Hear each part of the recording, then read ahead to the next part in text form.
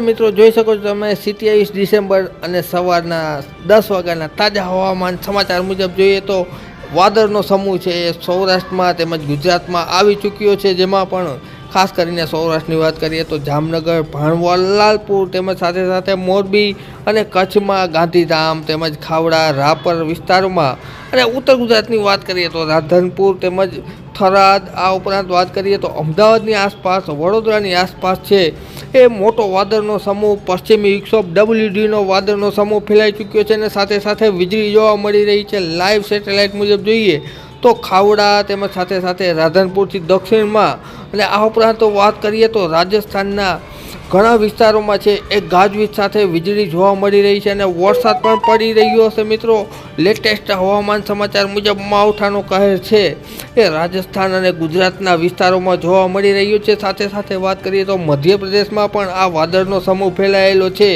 પશ્ચિમી વિક્ષોભની વાત કરીએ તો ગુજરાતથી લઈ અરબ સાગરથી લઈ અને છેક જમ્મુ કાશ્મીર સુધી વાદળનો સમૂહ મોટો ફેલાયેલો છે અને આ પ્રકારનું વાતાવરણ હજુ પણ 2 દિવસ સુધી સૌરાષ્ટ્ર ગુજરાત સહિત રાજસ્થાન અને મધ્યપ્રદેશમાં જોવા મળે તેવું હાલ મુજબ છે એ હવામાન ચાર્ટ બતાવી રહ્યા છે. ખેડૂતો માટે એમ કહી શકાય કે થોડા માઠા સમાચાર કે આ માવઠું છે એ 2 થી 3 દિવસ ચાલશે અને ત્યારબાદ 29 તારીખથી છે સૌરાષ્ટ્ર ગુજરાતને રાહત જોવા મળશે. લેટેસ્ટ સેટેલાઇટ તમે જોઈ શકો છો. મિત્રો વિડીયો જોવા બદલ ખૂબ ખૂબ આભાર.